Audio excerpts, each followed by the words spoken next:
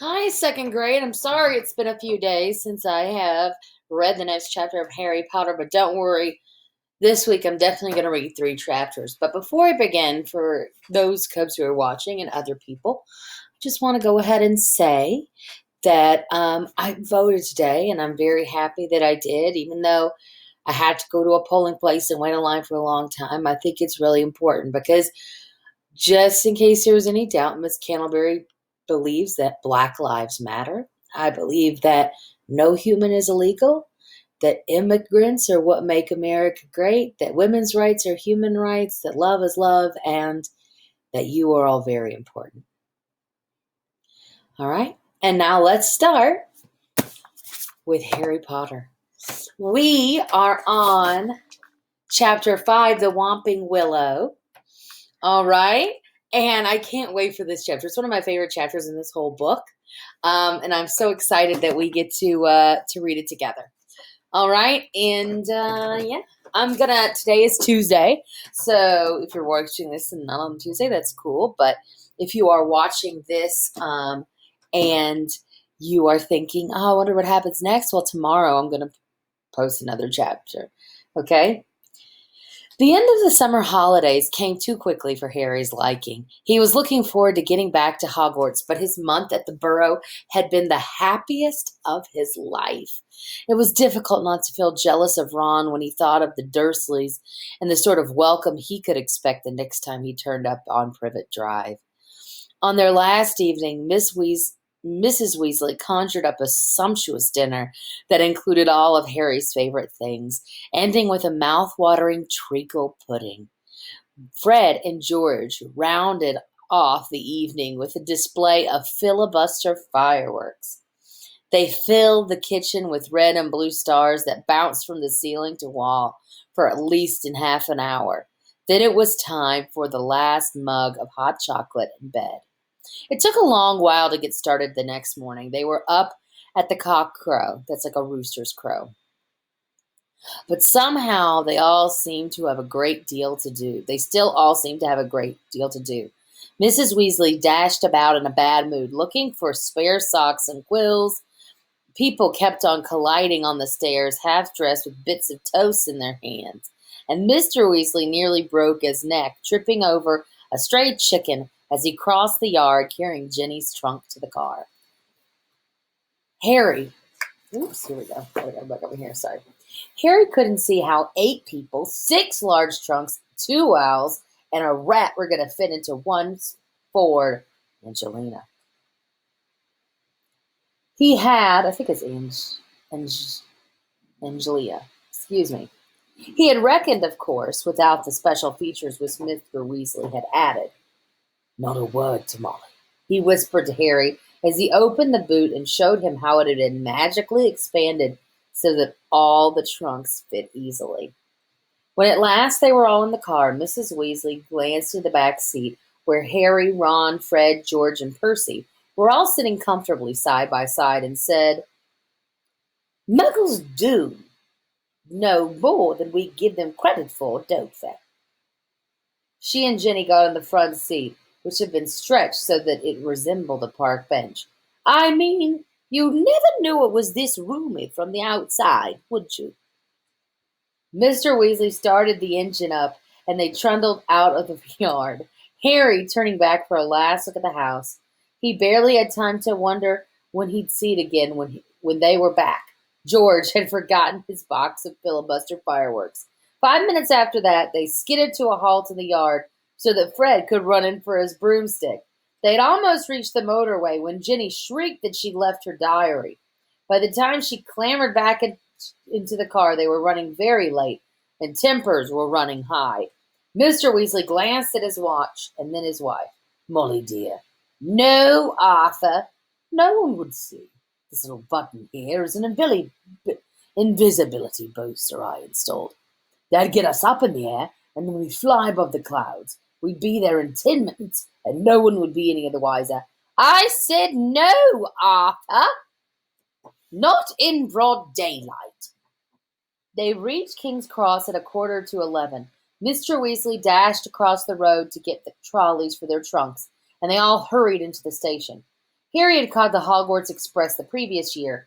The tricky bit was getting onto platform 9 3/4, which wasn't visible to the muggle eye. What you had to do was walk through the solid barrier dividing platforms 9 and 10. It didn't hurt, but it had to be done carefully so that none of the muggles noticed you vanishing. Percy first, said Mrs. Weasley, looking nervously at the clock overhead, which showed that they only had 5 minutes to disappear casually through the barrier. Percy strode briskly forward and vanished. Mr. Weasley went next. Fred and George followed. I'll take Ginny, and you two come right after us, Mrs. Weasley told Harry and Ron, grabbing Ginny's hat and setting off. In a blink of an eye, they were gone. Let's go together. We've only got a minute, Harry said to Ron. Harry made sure that Hedwig's cage was safely wedged on top of his trunk and wheeled his trolley about to face the barrier. He felt perfectly confident this wasn't nearly as uncomfortable as using flu powder. Both of them bent low over the handles of their trolleys and walked purposely towards the barrier, gathering speed. And then a few feet away from it, they broke into a run and crash! Both trolleys hit the barrier and bounced backwards. Ron's trunk fell off with a loud thump. Harry was knocked off his feet, and Hedwig's cage bounced onto the shiny floor, and she rolled away, shrieking indignantly. People all around them stared, and a guard nearby yelled, "What the blazes do you think you're doing?" Lost control of the trolley, Harry gasped, clutching his ribs as he got up. Ron ran to pick up Hedwig, who was causing such a scene that there were lots of muttering about cruelty to animals from the surrounding crowd. Why can't we get through? Why can't we get through? Harry hissed to Ron. I don't know. Ron looked wildly around. A dozen curious people were still watching them. We're going to miss the train, Ron whispered. I don't understand why the gateway sealed itself. Harry looked up at the giant clock with a sickening feeling in the pit of his stomach. 10 seconds. 9 seconds. He wheeled his trolley forward cautiously until it was right against the barrier and pushed it with all his might. The metal remained solid. 3 seconds, 2 seconds, 1 second. It's gone, said Ron, sounding stunned. The train's left. What if Mom and Dad can get back through to us? Have you got any muggle money? Harry gave a hollow laugh. The Dursleys haven't given me pocket money for about 6 years. Ron pressed his ear to the cold barrier. I can't hear a thing, he said tensely. What are we going to do? I don't know how long it'll take for Mom and Dad to get back to us. They looked around. People were watching them, mainly because of Hedwig's continuing screeches. I think we'd better go wait by the car, said Harry. We're attracting too much attention. Harry! Ron said, his eyes gleaming. The car! What about it? We can fly the car to Hogwarts! But I thought, we're stuck, right? We've got to get to school, haven't we? And even underage wizards are allowed to use magic if it's a real emergency. Section 19 or something of the restriction of thingy. Harry was feeling a panic turned suddenly. Harry's feeling of panic turned suddenly into excitement. Can you fly it? No problem, said Ron, wheeling his trolley to face the exit. Come on, let's go. If we hurry, we'll be able to follow the Hogwarts Express. And they marched off through the crowd of curious muggles and out of the station and into the back of the side and into the side road and back into the side road where the old Ford Angelia was parked. Angelia. I'm not really sure how to say that word. Ron unlocked the cabinet's boot with a series of taps from his wand. They heaved their trunks back in and put Hedwig on the back seat and got into the front. No one's watching, said Ron, starting the engine with another tap of his wand. Harry stuck his head out of the window. Traffic was rumbling along the main road, but their street was empty. Okay, he said. Ron pressed a tiny silver button on the dashboard. The car around them vanished, and so did they. Harry could feel the seat vibrating beneath him, hear the engine, feel his hands on his knees and his glasses on his nose, but for all he could see, He had become a pair of eyeballs, floating a few feet above in the ground in a dingy street full of parked cars. "Let's go," said Ron's voice to it from his right. The ground and the dirty buildings on either side fell away, dropping out of sight as the car rose. In seconds, the whole of London lay smoky and glittering below them. Then there was a popping noise in the car, and Harry and Ron reappeared. "Uh-oh," said Ron, jabbing at the invisibility booster. "It's faulty, so it's not working." Both of them pummeled it.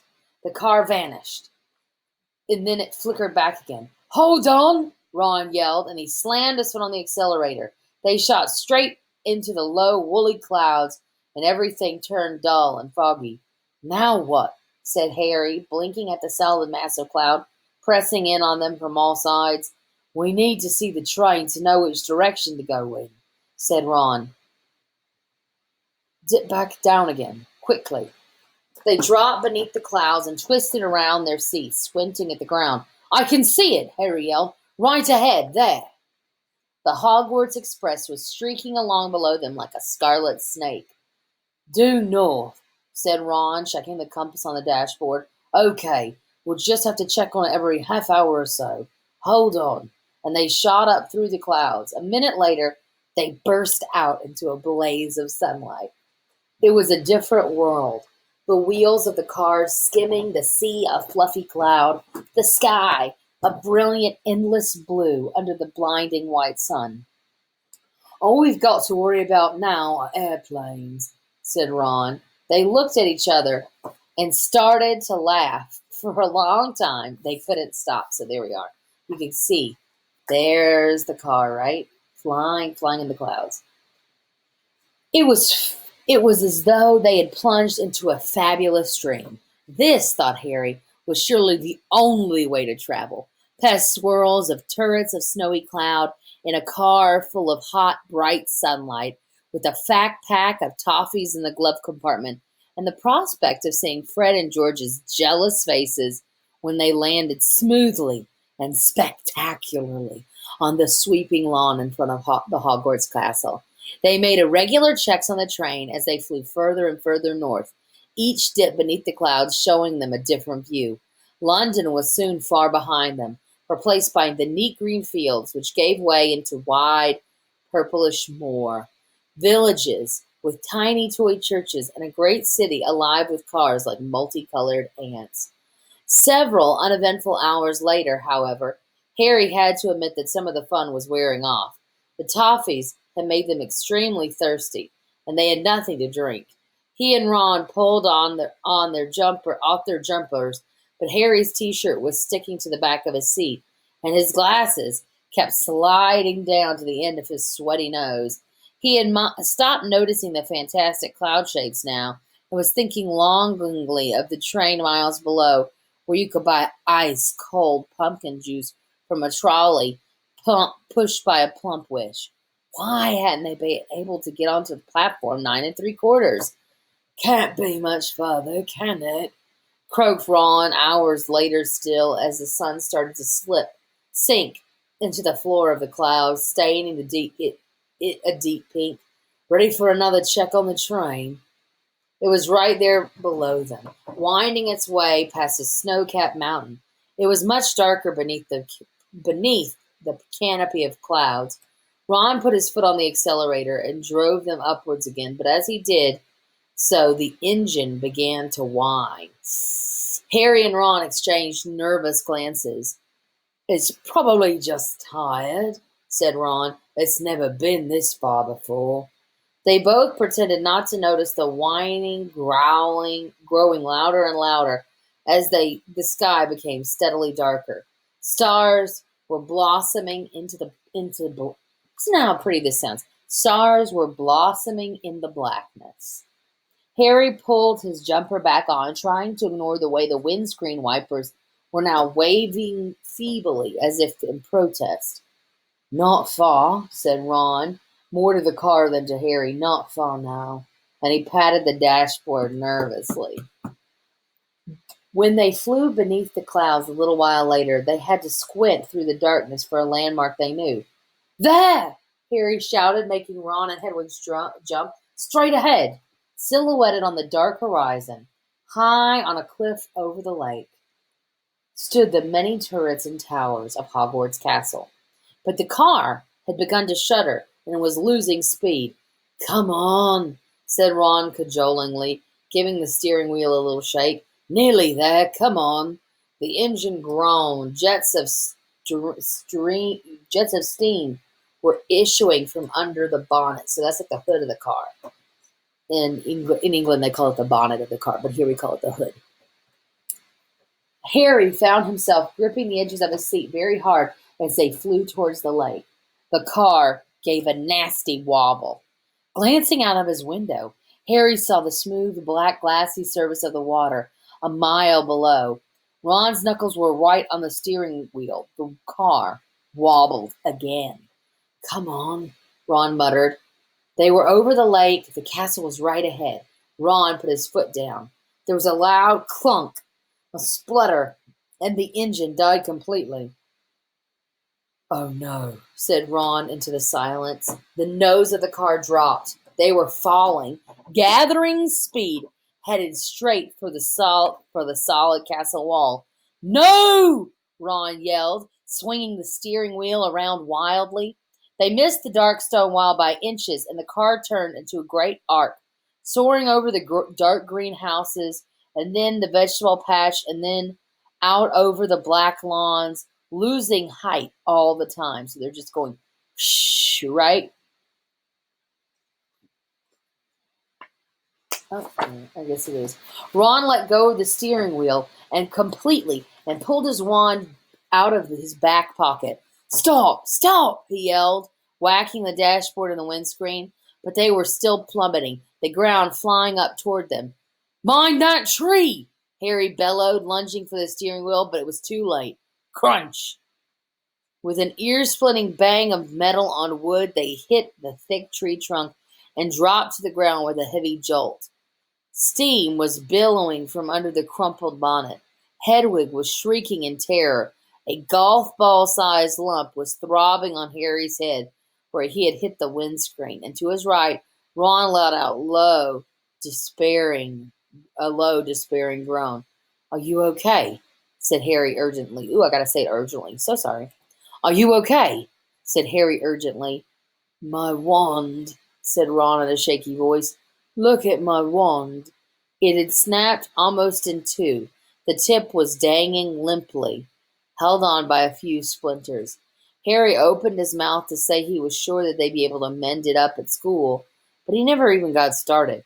At that very moment, something hit his side of the car with the force of a charging bull, sending him lurching sideways into Ron, just as an equally heavy blow hit the roof. What's happened? Ron gasped, staring through the windscreen, and Harry looking around just in time to see the branch, as thick as a python, smash into it. The tree they had hit was attacking them. Its trunk was bent almost double, and its gnarled boughs were pummeling every inch of the car it could reach. Ah!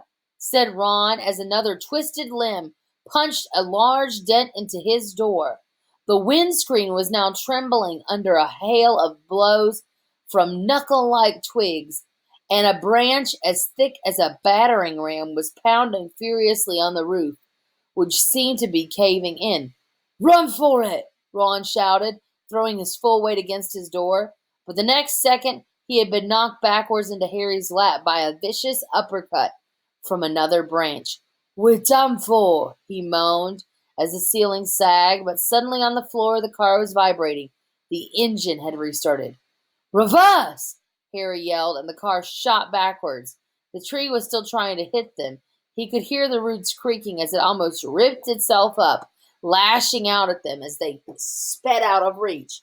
That, panted Ron, was close. Well done, car. The car, however, had reached the end of its tether. With two smart clunks, the doors flew open, and Harry felt his seat tip sideways, and the next thing he knew, He was sprawled out on the damp ground. Loud thuds told him that the car was ejecting their luggage from the boot. Hedwig's cage flew through the air and burst open. She rose out of it with a loud, angry screech and sped off towards the castle without a backwards look. Then, dented, scratched, and steaming, the car rumbled off into the darkness, its rear lights blazing angrily. "Come back!" Ron yelled after it, brandishing his broken one. "Dad'll kill me!" But the car disappeared from view with one last snort from its exhaust. "Can you believe our luck?" said Ron miserably, bending down to pick up Scabbers the rat. "Of all the trees we could have hit, we had to get the one that hits back." Excuse. He glanced over his shoulder at the ancient tree, which was still flailing its branches threateningly. "Come on," said Harry wearily. "We better get up to the school." It wasn't at all the triumphant return they had pictured. Stiff, cold, and bruised, they seized the ends of their trunks and began dragging them up the grassy slope toward the great oak front doors. "I think the feast has already started," said Ron, dropping his trunk at the foot of the front steps and crossing quietly to look through a brightly lit window. "Hey, Harry, come and look. It's the sorting." Harry hurried over. Together, he and Ron peered in at the great hall. Innumerable candles were hovering in midair over 4 long crowded tables, making the golden plates and goblets sparkle. Overhead, the bewitched ceiling, which always mirrored the sky outside, was sparkling with stars. Through the forest of pointed black Hogwarts hats, Harry saw a long line of scared-looking first-years filing into the hall. Jenny was amongst them, easily visible because of her vivid Weasley hair. Meanwhile, Professor McGonagall, a bespectacled witch with her hair in a tight bun, was placing the famous Hogwarts sorting hat on a stool before the newcomers. Every year, this aged-old hat, patched, frayed, and dirty, sorted new students into the 4 Hogwarts houses: Gryffindor, Hufflepuff, Ravenclaw, and Slytherin. Harry well remembered putting it on exactly 1 year ago and waiting, petrified, for its decision as it muttered aloud in his ear. For a few horrible seconds, he had feared that the hat was going to put him in Slytherin. But the hat was going to. I'm sorry, the house which I'll start that again. For a few horrible seconds, he had feared that the hat was going to put him in Slytherin, the house which had turned out more dark witches and wizards than any other. But he had ended up in Gryffindor, along with Ron, Hermione, and the rest of the Weasleys. Last term, Harry and Ron had helped Gryffindor win the house championship, beating Slytherin for the first time in 7 years. A very small, mousy-haired boy had been called forward to place his hat on his head. Harry's eyes wandered past him to where Professor Dumbledore, the headmaster, sat, watching the sorting from the staff table, his long silver beard and half-moon glasses shining brightly in the candlelight. Several seats along, Harry saw Gilderoy Lockhart dressed in robes of aquamarine, and there at the end was Hagrid, huge and hairy, drinking deeply from his goblet. "Hang on," Harry muttered to Ron. There's an empty chair at the staff table. Where's Snape?" Professor Severus Snape was Harry's least favorite teacher. Harry also happened to be Snape's least favorite student. Cruel, sarcastic, and disliked by everybody except the students in his own house, Slytherin. Snape taught potions. "Maybe he's ill," said Ron hopefully. "Maybe he's ill," said Ron hopefully. "Maybe he's left," said Harry, "because he missed out on the defense against the Dark Arts job again." "Or he might have been sacked," said Ron enthusiastically. "I mean, everyone hates him." "Or maybe," said a cold voice right behind them, "he's waiting to hear why you didn't arrive on the school train." Harry spun around. There, his black robes rippling in the cold breeze, stood Severus Snape. He was a thin man with sallow skin, a hook nose, and greasy shoulder-length black hair. And at this moment, he was smiling in a way that told Harry he and Ron were in very deep trouble. "Follow me," said Snape, not daring to even look at each other. Harry and Ron followed Snape up the steps into the vast, echoing entrance hall, which was lit with flaming torches. A delicious smell of food was wafting from the great hall, but Snape led them away from the warmth and light, down the narrow stone staircase that led to the dungeon. "In," he said, opening a door halfway down the cold passageway and pointing. They entered Snape's office, shivering. The shadowy walls were lined with shelves of glass jars, in which floated all manner of revolting things Harry didn't really want to know the name of at the moment. In the fireplace was dark and empty. Snape closed the door and turned to look at them. "So," he said softly, "the train isn't good enough for the famous Harry Potter and his faithful sidekick Weasley. Wanted to arrive with a bang, did we, boys?"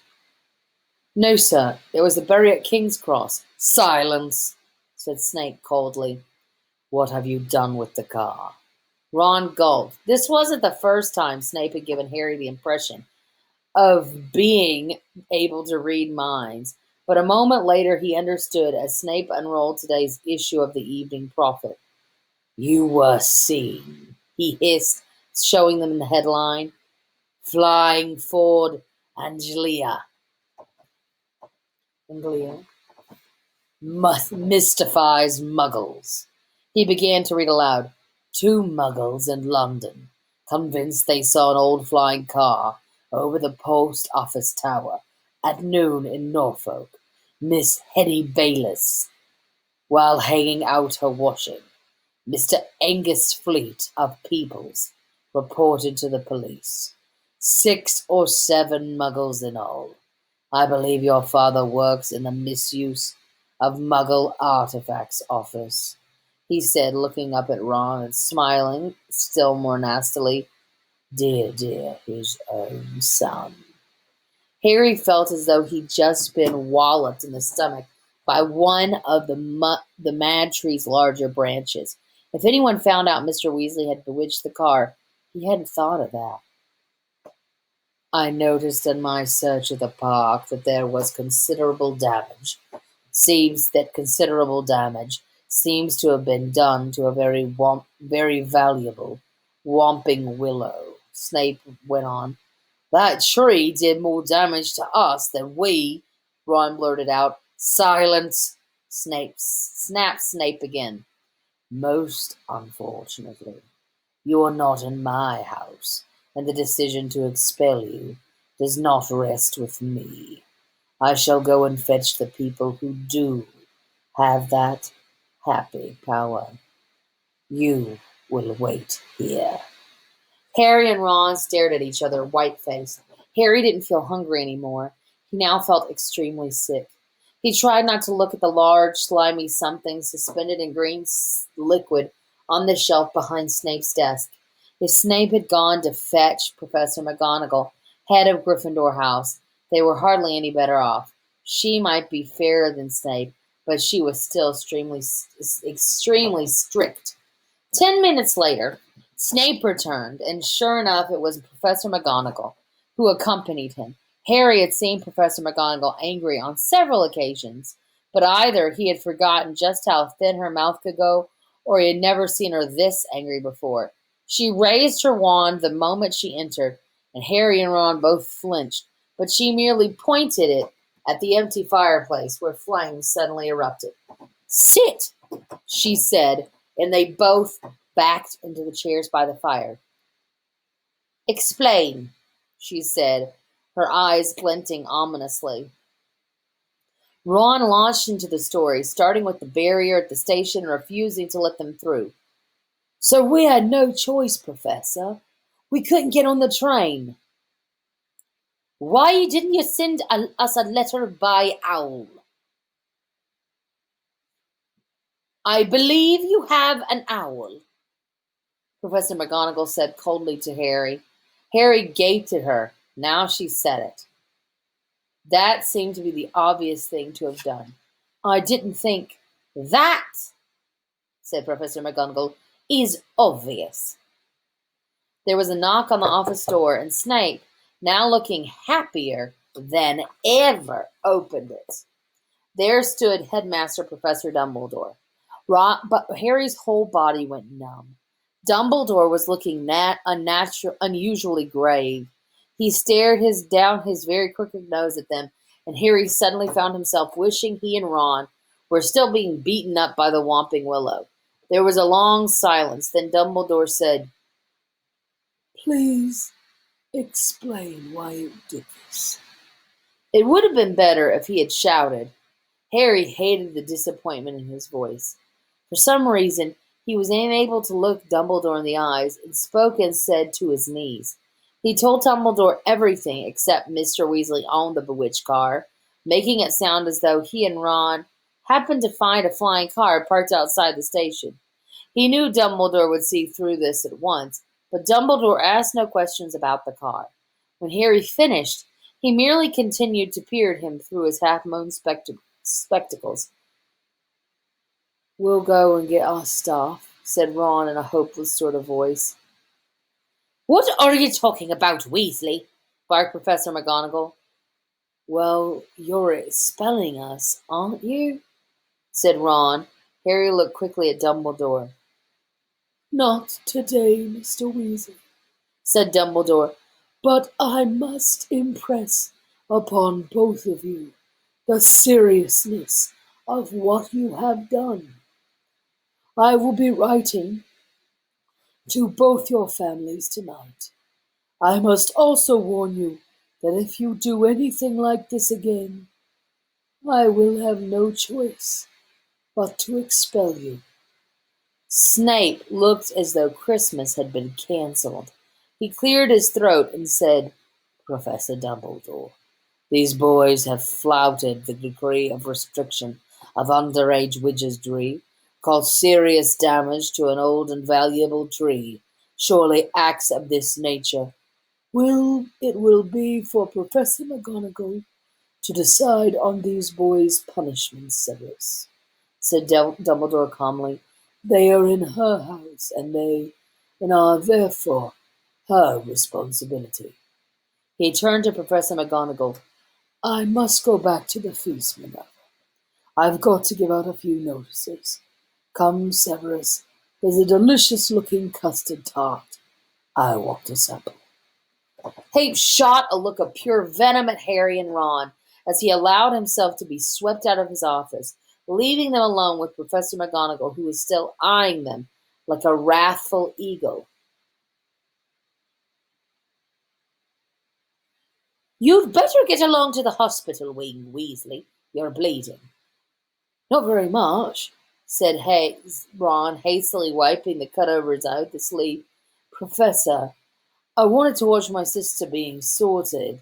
"The sorting ceremony is over," said Professor McGonagall. "Your sister is also in Gryffindor." "Oh, good," said Ron. "And speaking of Gryffindor," Professor McGonagall said sharply, but Harry cut in. "Professor, when we took the car, term hadn't started, so Gryffindor shouldn't really have points taken away from it, should it?" He finished, watching her anxiously. Professor McGonagall gave him a piercing look, but he was sure she had almost smiled. Her mouth looked less thin anyway. "I will not take any points from Gryffindor," she said. And Harry's heart lightened considerably. "But you both will get a detention." It was better than Harry had expected. As for Dumbledore's writing to the Dursleys, that was nothing. Harry knew perfectly well they'd just be disappointed that the Whomping Willow hadn't squashed him flat. Professor McGonagall raised her wand again and pointed at Snape's desk. A large plate of sandwiches, 2 silver goblets, and a jug of iced pumpkin juice appeared with a pop. "You will eat in here and then go straight up to your dormitory," she said. "I must also return to the feast." When the door had closed behind her, Ron let out a long, low whistle. I thought we'd had it, he said, grabbing a sandwich. So did I, said Harry, taking one too. Can you believe our luck, though? Said Ron thickly through a mouth of chicken and ham. Fred and George must have flown that car 5 or 6 times, and no muggle ever saw them. He swallowed and took another huge bite. Why couldn't we get through that barrier? Harry shrugged. We'll, we'll have to watch our step from now on, though, he said, taking a grateful swig of pumpkin juice. Wish we could have gone up to the feast. She didn't want us showing off, said Ron sagely. Doesn't want people to think it's clever arriving by flying car. When they had eaten as many sandwiches as they could, the plate kept refilling itself. They rose and left the office, treading down the familiar path to the Gryffindor Tower. The castle was quiet. It seemed that the feast was over. They walked past muttering portraits in creaking suits of armor and climbed the narrow flights of stone steps until at last they reached the passage where the secret entrance to Gryffindor Tower was hidden. Behind an oil painting of a very fat woman in a pink silver dress. Password, she said as they approached. Said Harry. They didn't know this year's new password, not having met a Gryffindor prefect yet. But help came almost immediately. They heard hurrying feet behind them and turned to see Hermione dashing towards them. There you are! Where have you been? The most ridiculous rumors. Someone said you'd been expelled for crashing a flying car. Well, we haven't been expelled, Harry assured her. You're not telling me you did fly here, said Hermione, sounding almost as severe as Professor McGonagall. Oh, you're not telling me that you did fly here, said Hermione, sounding almost as severe as Professor McGonagall. Skip the lecture, said Ron impatiently. Tell us the new password. It's Wattlebird, said Hermione impatiently. But that's not the point. Her words were cut short, however, as the portrait of the fat lady swung open, and there was a sudden storm of clapping. It looked as though the whole of Gryffindor House was still awake, packed into the circular common room, standing on the lopsided tables and squashy armchairs, waiting for them to arrive. Arms reached through the portrait hole to pull Harry and Ron inside, leaving Hermione to scramble in after them. Brilliant, said Lee Jordan. Inspired. What an entrance. Flying a car right into the Whomping Willow. People will be talking about that one for years. Good on you, said a fifth year Harry had never spoken to. Someone was patting him on the back as though he'd just won their marathon. Fred and George pushed their way to the front of the crowd, and together, why couldn't you have called us back, eh? Ron was scarlet in the face, grinning embarrassingly, but Harry could see one person who didn't look happy at all. Percy was visible over the heads of some excited first years, and seemed to be trying to get near enough to start telling them off. Harry nudged Ron in the ribs and nodded in Percy's direction. Ron got the point at once. Got to get upstairs, a bit tired, he said, and the two of them started pushing their way towards the door on the other side of the room, which led to the spiral staircase and their dormitories. Night, Harry called back to Hermione, who was wearing a scowl, just like Percy's. They managed to get on the other side of the common room, still having their backs slapped, and gained the piece of the staircase. They hurried up right to the top and reached the door of their dormitory, which now had a sign on it saying second years. They entered the familiar circular room with its five four posters hung with red velvet and its high, narrow windows. Their trunks had been brought up for them and placed at the ends of their beds. Ron grinned guiltily at Harry. I know I shouldn't have enjoyed that or anything, but the dormitory door flew open, and in came the other second-year Gryffindor boys, Seamus Finnegan, Dean Thomas, and Neville Longbottom. Unbelievable, beamed Seamus. Cool, said Dean. Amazing, said Neville, awestruck. Harry couldn't help it. He grinned too. And that's the end of Chapter 5. Next time we will start Chapter 6, Gilderoy Lockhart, and here's a slightly dead looking owl. Find out about that too. All right. Thanks for listening. And I hope you're enjoying the Chamber of Secrets.